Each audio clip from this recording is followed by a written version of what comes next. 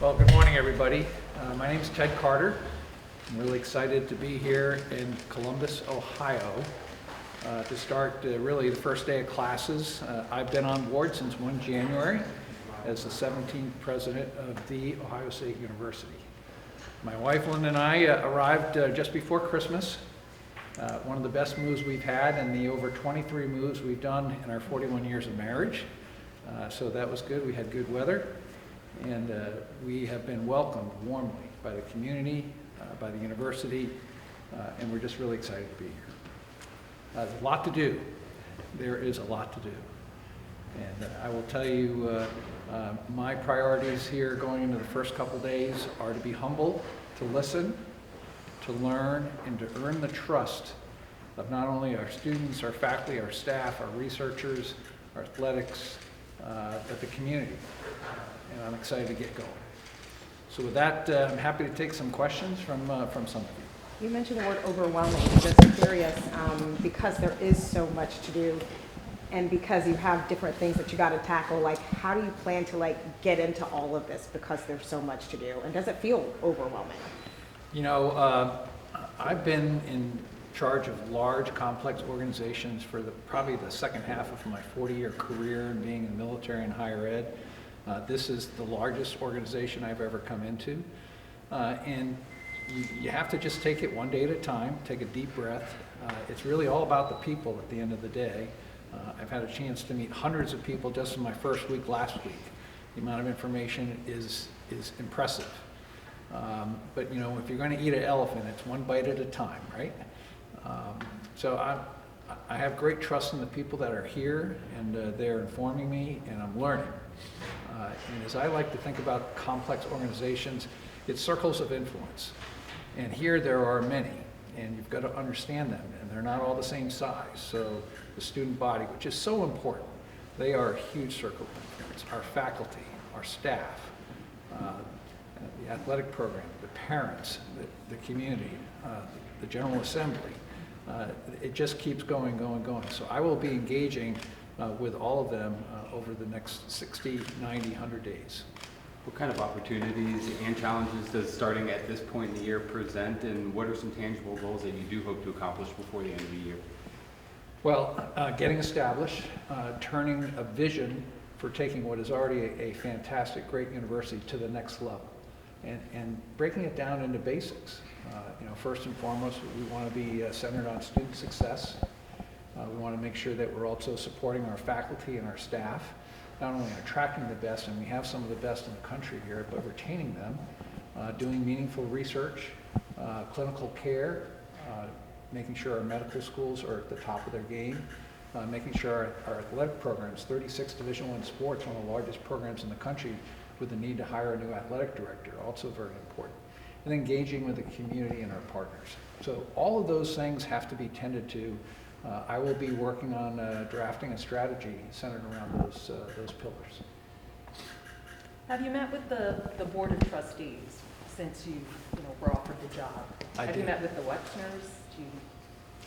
So I first and foremost, I want to say thank you to the Board of Trustees. They have the confidence in me to bring me here. On the August 22nd announcement, the transition from University of Nebraska system to start this job on 1 January. I met with the board and had conversation with them. I've had multiple conversations with them. I'm going to continue to do that as we move forward. And yes, I have met the Wexners once, and I will be meeting with them again. Any concerns about the whole Jeffrey Epstein, their names resurfacing recently in the news? No, not immediately. I don't know that there's anything new there from what I have seen. I know that they have been wonderful philanthropic partners here, and I'm certain that they'll continue to do so. I'll ask questions about Ryan Day. There Sure. have been calls for him to be fired. Any thoughts right now? Well, first, I have a great respect for the biggest rivalries that exist in the country. As somebody that ran the Naval Academy, Army-Navy game is as big a rivalry, second to the Ohio State-Michigan rivalry.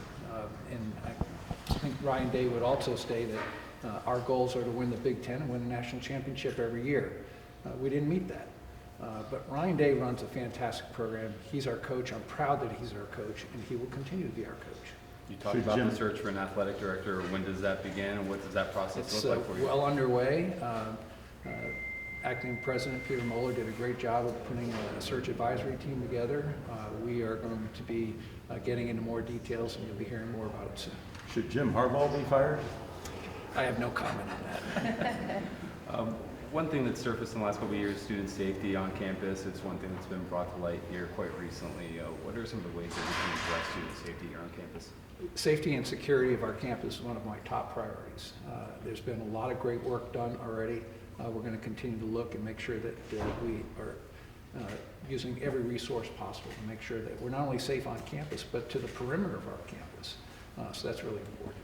You mentioned the Strauss stuff previously the last time you were here, and I'm just wondering, is there any intent at some point to kind of sit down and listen to those who were survivors? Well, I said before, and I apologize on behalf of the Ohio State University to all those survivors. There's still some litigation going on, and I don't want to say anything more before we get too further down on that. Mr. President, as you've probably seen in the news, several high-profile college presidents recently have come under fire, including Harvard's Claudine Gay, who resigned. I wanted to ask you, in this first semester for you, how are you going to be dealing with these conversations around both anti-Semitism, the war in Gaza, and everything surrounding that? Yeah, well, first of all, the terrorist acts that happened on the weekend of October 7th were despicable. I think this university has been very straightforward on speaking out against that. We are also going to be supportive of First Amendment and free speech here on this campus, but we also won't tolerate hate speech. We will not tolerate anti-Semitism, Islamophobia, or any type of bigotry, harassment, or any type of incitement to violence, and we will hold to that. This is a very difficult time, and somebody that has been in uniform and upheld the Constitution of the United States have a great respect for that and the challenges that it presents. There's never going to be acceptable to call for genocide of anybody.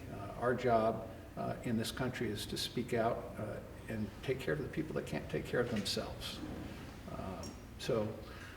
I feel bad for what happened in the testimony with those presidents. I don't know that I would have answered those questions anywhere near the same. We have to have a moral backbone when it comes to doing the right thing. Is there any response, because I know students, several student groups have called for a response, either from the board or from just the university in general. What do you say to students concerning all of this at this particular point? Well, first of all, I'm proud that our students have a voice, and I want to make sure that they know that we support that. That is part of their First Amendment rights, and we'll continue to support that, and we'll listen. And that's about all I'll say for now, is we'll listen.